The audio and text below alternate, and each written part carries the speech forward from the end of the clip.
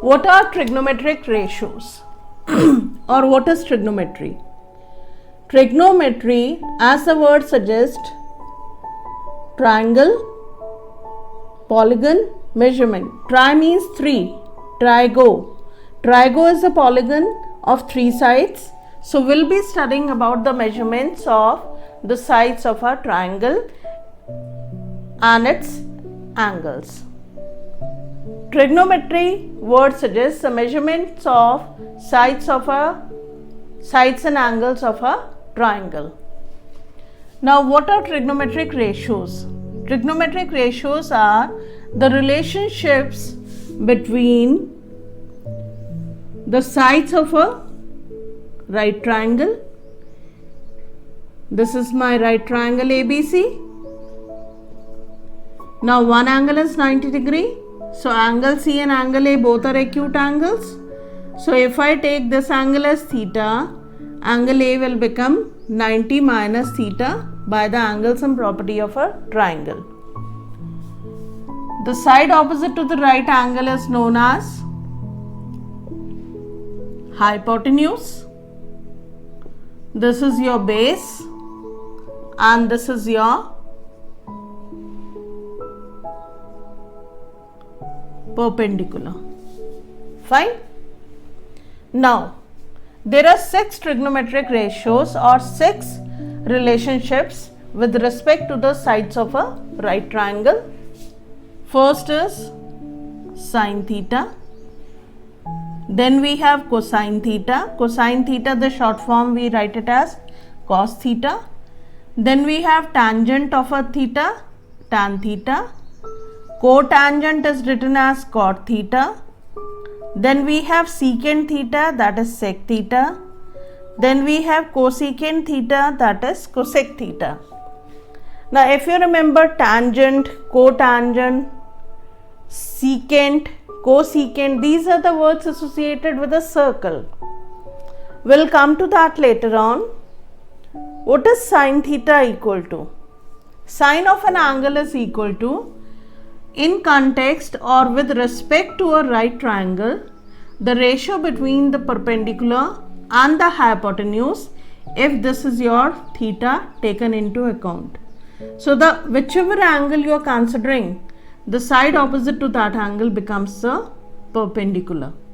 Fine. So, sine of theta will be perpendicular upon hypotenuse, P by H. Cos of theta is B by H. Tan theta is sin theta upon cos theta.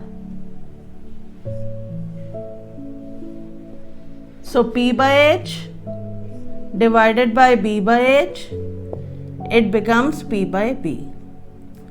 Cot theta is cos theta upon sin theta. So, it comes out to be B by P.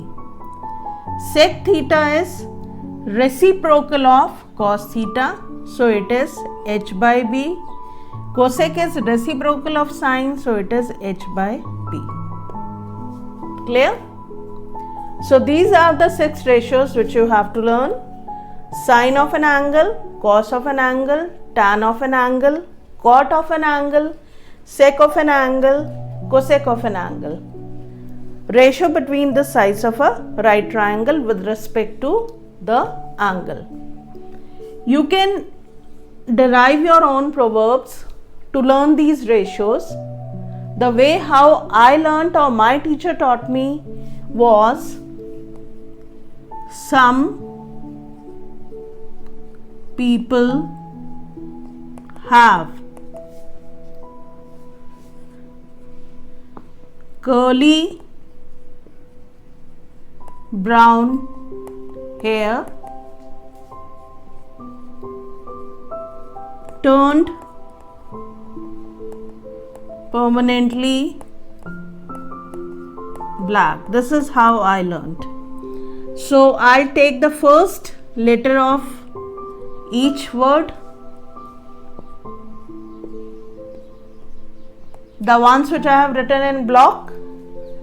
So from here I derive S stands for sine.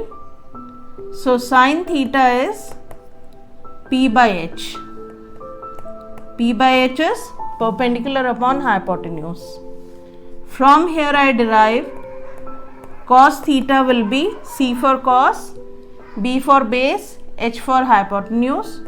So base upon hypotenuse. T stands for tan theta. Tan theta is perpendicular upon base.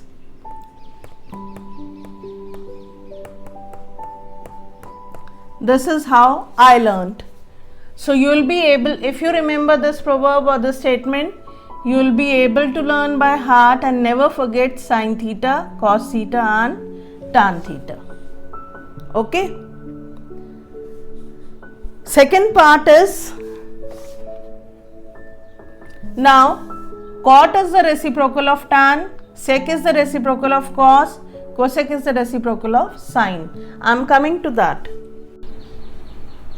If I draw the xy plane,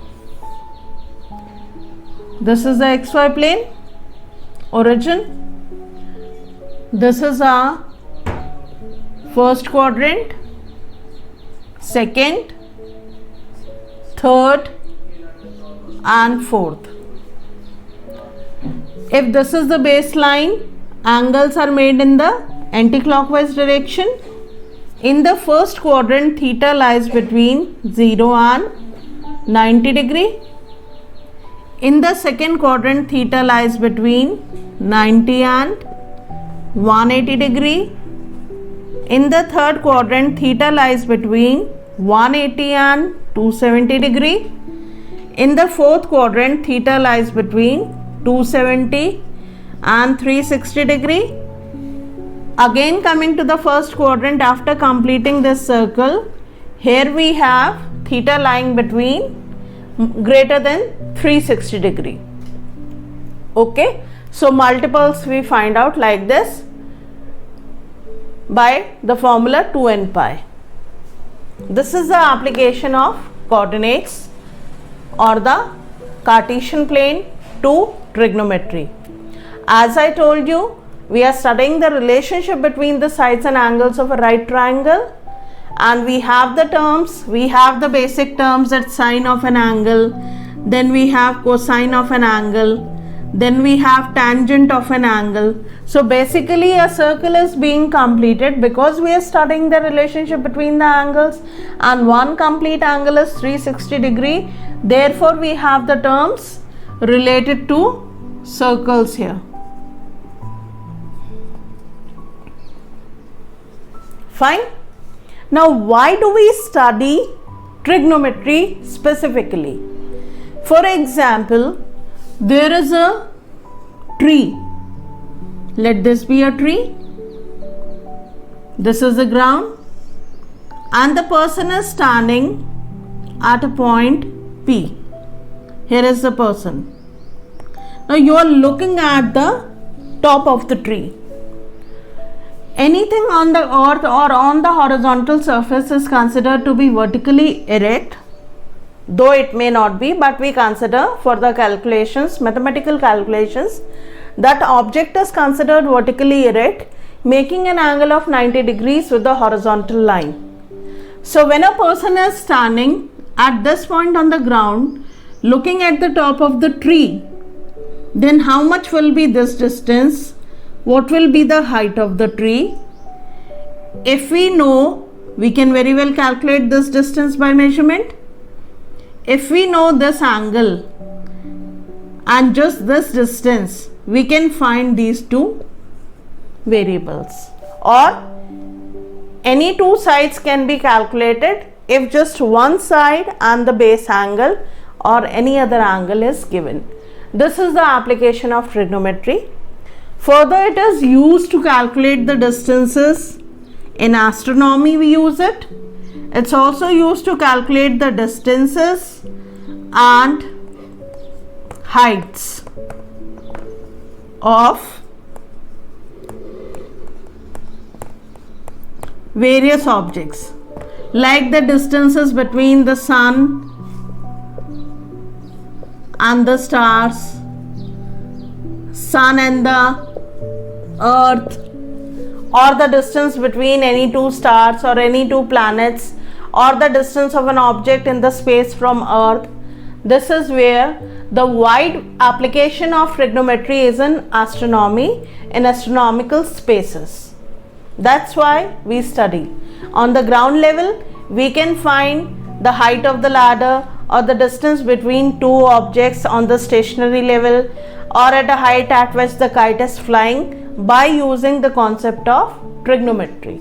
This is just the beginning application of trigonometry which I am giving you at the level of class 10th.